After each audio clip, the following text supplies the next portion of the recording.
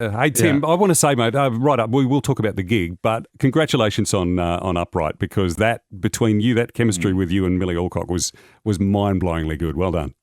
Thanks. I loved doing it, and I loved how many people seemed to like it. And yeah, it's poured a bunch of West Australian feelings into it, you know.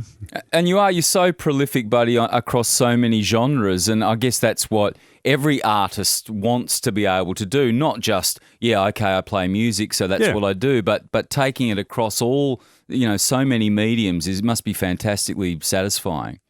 Yeah, I sort of am completely addicted to that, to the variety, and huge amount of it. Weirdly, there's a big conversation to have about, the creative industry in Australia and the creative industry in West Australia and the pros and cons. But one thing about growing up in Perth is that I did, from very early, I wrote my first songs for theatre, for Midnight Youth Theatre at 17, and Perth WA Youth Theatre Company at 18. I was doing Shakespeare in the Park, and I was playing in bands at the Bog and doing piano at Cafe Piazza. And so I was doing all these things. Yeah. And because we don't have a kind of commercially driven, we're going to spot you and make you a star attitude, I was just left alone to get better at all these things. Yep. So by the time people started taking notice of me at about 30, I had some skills, which means I've been able to leverage them back into this really fun, broad career. Yeah. Well, I guess there was a lot of the evidence is a lot of TV stars and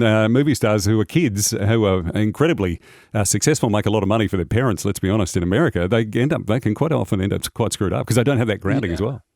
Yeah, I think, if I could wish anything for any artists, it's delayed success, because when you get famous and rich young, both personally, psychologically, and creatively, you get stopped, you get stunted. Well, buddy, I've had lots of the delay, just not a lot of the success. So anytime you could turn that around. But when you hit, it's going to be unbelievable. Going to be like C60. The biggest 67-year-old star. Crazy Matt and Kimber in the morning.